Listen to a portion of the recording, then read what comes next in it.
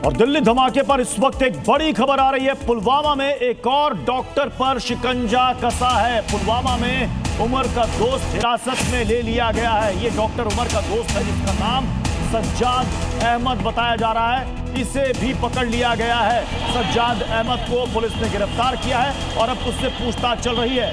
हमारे साथ राजू राज इस खबर पर जुड़ चुके हैं। राजू, क्या जानकारी मिल रही है सज्जाद के बारे में?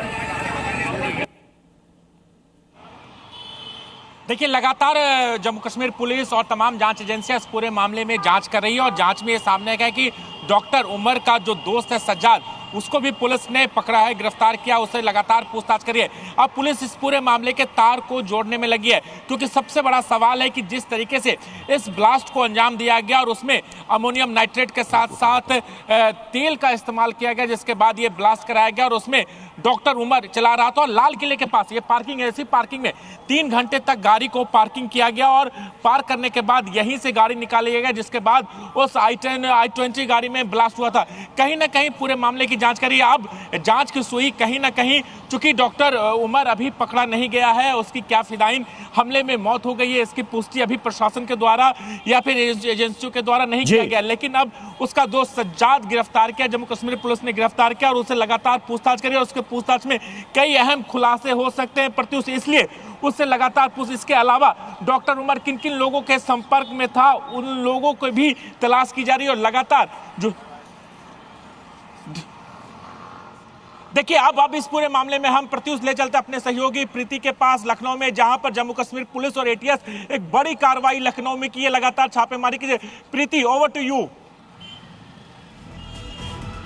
मैं आपको बता दूं, इस समय मैं लालबाग में मौजूद हूं और ये लालबाग वो जगह है जहां पर जो डॉक्टर मुजम्मिल की जो गर्लफ्रेंड डॉक्टर शाहीन का कनेक्शन बताया जा रहा है और आप यहां पर देख पा रहे होंगे कि किस तरीके से यहां पर हलचल है। इस पूरे एरिया को यहां पे अलर्ट पे यहां पर रखा गया है और ये वो जगह है जहां पर शाहीन के जो घर वाले हैं वो यहाँ पर रहते हैं, ऐसा सूत्रों के हवाले से खबर है। और जो एटीएस है, जो जम्मू कश्मीर एटीएस है और जो यूपी एटीएस है, वो यहाँ पर पहुँची थी और उसके बाद यहाँ पर कुछ ही देर में यहाँ पे पहुँचने वाली है।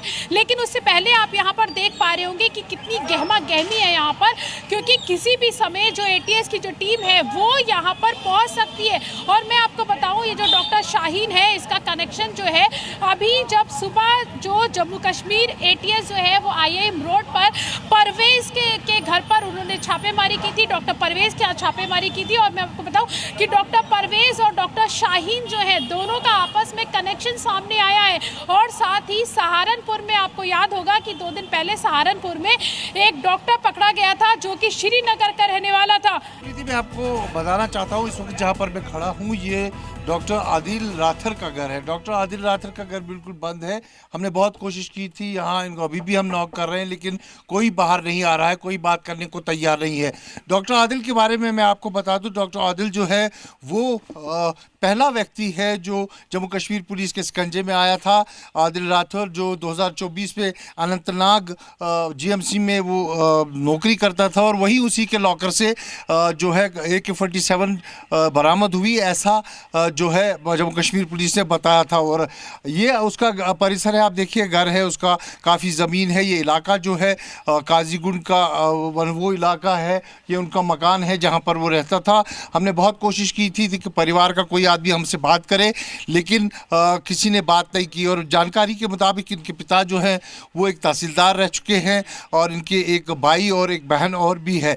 डॉक्टर मुजम्मिल वो डॉक्टर है जो पहला इंटरस्टेट मॉड्यूल में पकड़ा गया था, जो पोस्टर लगाते हुए देखा गया था। जम्मू कश्मीर पुलिस के मुताबिक जैश मोहम्मद के जो नौगाम में पोस्टर लगे थे उसमें उसकी पहचान की गई थी और फिर सर्विलेंस की गई थी और सर्विलेंस पे सहारनपुर से उसको जो है अरेस्ट किया गया था। और उसकी निशानदेही पे फिर डॉक्टर मुजम्मिल, फिर डॉक्टर उमर और अब जो लास्ट अरेस्ट यहाँ पर हुई है बदजुआ पुलवामा में, डॉक्टर सज्जाद मल्ला, मंजुआ पुलवामा का ही वो भी रहने वाला है, उसको डिटेन किया गया है, उससे पूछताछ हो रही है। अभी और खुलासे होने हैं और कई तार इससे जुड़ने हैं, लेकिन एक बहुत बड़ा इंटरस्टेट मॉड्यूल जो है कहीं ना कहीं देखने को मिल रहा है। और अब हम फरीदाबाद में जो घटना घटी थी, जहां इतने मात्रा में जो है अमोनियम नाइट्रेट बरामद किया गया था। मेरी मौजूदगी इस वक्त एलएनजेपी मॉर्चरी के ठीक सामने है और यहाँ पर तस्वीरें देखिए, एक परिवार अभी अंदर गया है। बहुत भावुक वो पल, क्योंकि अपने परिजन को खोना और उसके बाद आकर यहाँ पर पहचान करना। बहुत सारे ऐसे भी शव हैं जिनकी अब तक पहचान नहीं हो पाई है, डीएनए के जरिए पहचान करी जाएगी। अंदर एक एक करके जो परिवार है वो पहुंच रहे हैं। 6 लोगों को अब तक, यानी 6 परिवारों को जो शव है वो सौंप दिए गए हैं, लेकिन कुछ ऐसी डेड बॉडीज है जिनकी शक्लें पहचान में नहीं आ रही है। शक्लें पहचान में नहीं आने के बाद परिवार वालों के साथ उनका डीएनए मैच किया जा रहा है। तस्वीरों के जरिए, ब्लड सैंपल के जरिए या डीएनए के जरिए परिवार को ये पता चल सके कि जिस शख्स की जान गई है क्या वो उनके अपने ही परिजन है। ये देखिए, यहाँ से जो घटना हुई लाल किले के आसपास, वो 2 से 3 किलोमीटर है एलएनजेपी सबसे नजदीकी अस्पताल। यही वजह है कि जितने भी घायल थे, जितने भी लोगों की जाने गई है, उन्हें यहाँ आकर भर्ती कराया गया। दिल्ली को दहलाने की साजिश यहाँ से कुछ ही किलोमीटर की दूरी पर की गई। अब तक कई परिजन यहाँ पर आ गए हैं। सबसे बड़ी बात, जब मॉर्चरी कोई परिजन पहुँच रहा है तो ये उम्मीद लगाकर पहुँच रहा है कि उनका परिजन इस मॉर्चरी में ना हो। और देखिए, कोई बाहर भी आ रहा है, एक बार कोशिश करते हैं अगर बात हो जाए तो। क्या आपका कोई अंदर है अभी?